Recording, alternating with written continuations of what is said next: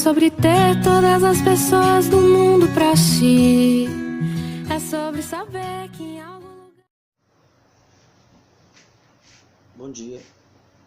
Fazia tempo que eu não publicava nenhum vídeo com as minhas reflexões. Eu vou aproveitar que hoje é folga do trabalho para publicar este. Como sempre, eu procuro unir literatura com teologia, mas eu vou chamar mais de devocionalidade.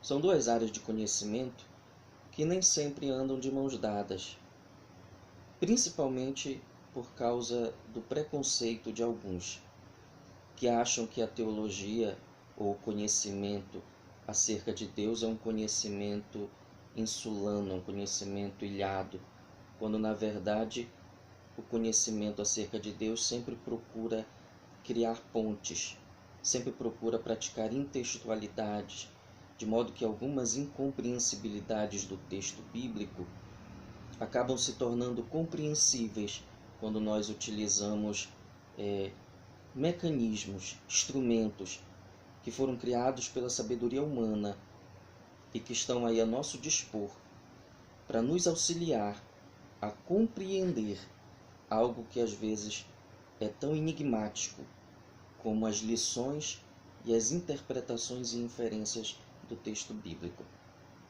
A história que eu quero trazer para vocês está em 1 Samuel, capítulo 16, versículo 5, salvo engano, que mostra o rei Davi logo após ter sofrido um golpe, vou usar essa palavra que é tão contemporânea hoje, sofrido um golpe da parte do seu filho Absalão, que tinha tomado o poder, e por causa disso o rei Davi estava fugindo na companhia dos seus guerreiros mais fiéis e dos seus conselheiros.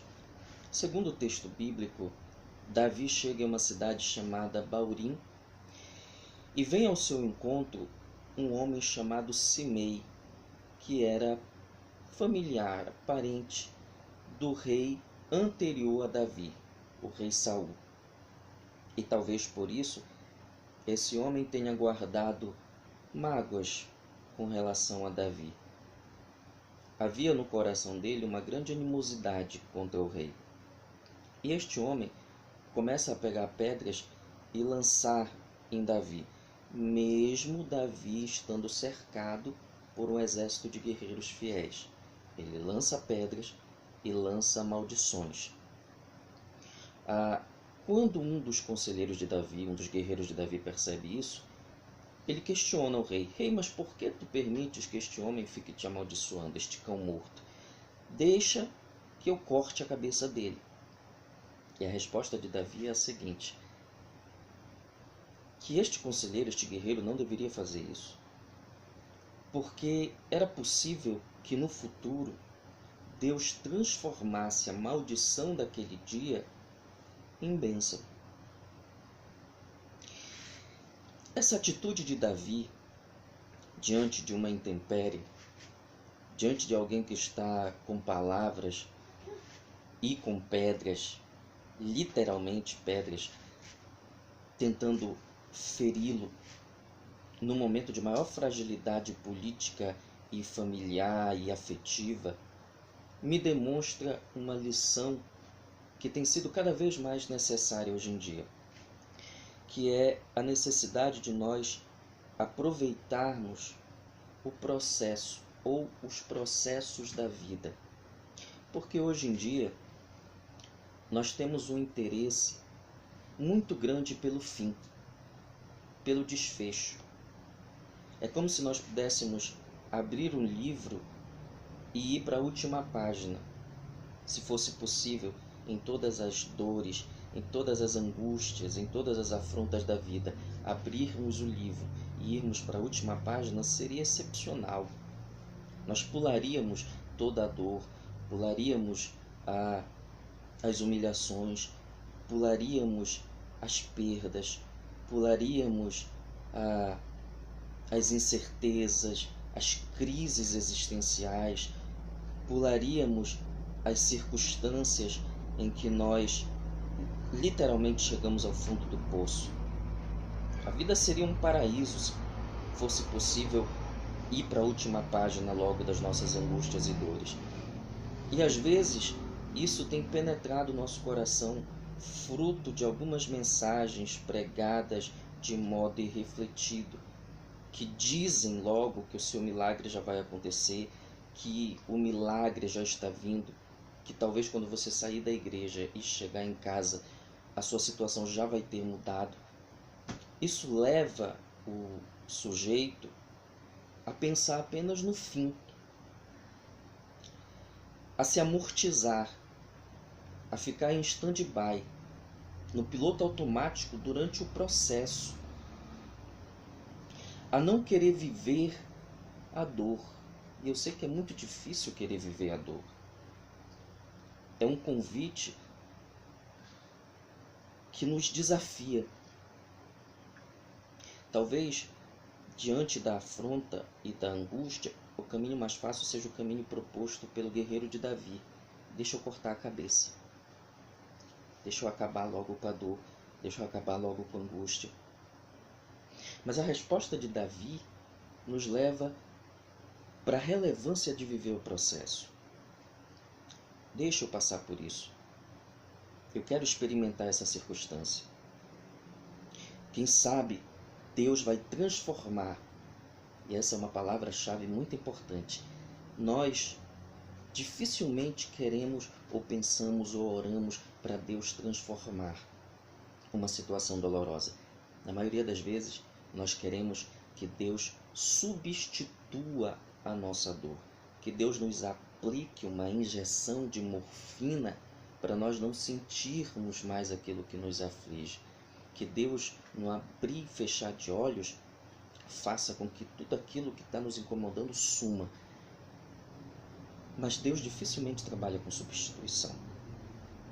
Deus tem uma preferência muito grande pelo processo, pela transformação, por aquilo que hoje me causa dor, mas que daqui a um tempo vai redundar em bênção, vai redundar em transformação, em um novo estado. Eu sei que o nosso maior desejo quando nós estamos no Egito é de nunca mais vermos aquela terra de aflição. E eu estou usando uma metáfora que quem conhece o texto bíblico vai entender. E Deus chega para nós e diz: Israel, estes egípcios que vocês estão vendo, vocês nunca mais verão. Que ótimo! Mas Deus institui também a festa da Páscoa, que seria um memorial onde todos os anos Israel deveria lembrar dos anos em que passou cativo no Egito. Aí eu vou fazer a aplicabilidade desse texto. Nunca mais vereis os egípcios que vocês estão vendo. Eu nunca mais vou ver essa angústia, esse problema, essa circunstância. Mas eu preciso preservar a memória. E a memória de uma circunstância adversa é experimentada no processo. É o processo que me ensina a valorizar o ponto de chegada.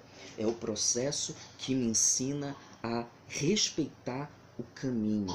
É o processo que me mostra o quanto foi importante sofrer, o quanto foi importante as lições que eu aprendi. Eu preciso otimizar o processo pelo qual estou passando. E aí eu vou lembrar da figura do labirinto, que é muito conhecida na literatura e de modo geral. O labirinto, para nós ocidentais, representa um lugar de perdição. Quando falamos em labirinto, falamos em estar numa situação em que você não consegue encontrar a saída, você não sabe onde está a saída. Mas originalmente, para o grego, que cria o conceito, da onde vem uma das mitologias, um dos mitos mais interessantes, que é o mito do Minotauro em seu labirinto. O labirinto não era um lugar de perdição, era um lugar de aprendizado, de aumento de conhecimento. Vocês estão ouvindo? Meu filho querendo participar do vídeo. Aumento de conhecimento, porque quando o indivíduo entrava no labirinto, à medida em que ele tateava atrás da saída, ele também ia aprendendo o caminho. Ele também ia aprendendo como ele faria para chegar até a solução do problema. Para o grego, o labirinto não é um lugar de perdição, é um lugar de conhecimento, é um lugar onde você adquire conhecimento. Quando nós estamos imersos em labirintos, imersos em dores, é uma oportunidade ótima para nós aprendermos mais, para nós crescermos em conhecimento. Labirinto não é perdição. Labirinto é uma oportunidade de aprendermos mais. Quando Davi toma a atitude de não cortar o problema, mas por mais doloroso que fosse, vivê-lo, ele está tomando a opção de extrair daquele problema tudo que no futuro redundaria em oportunidade de celebrar a Deus pelo aprendizado.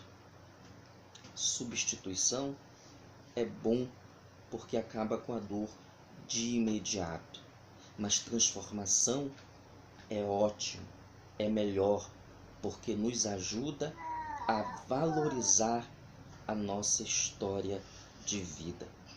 Queria deixar essa lição para vocês e vou encerrando porque meu filho está no berço já me chamando.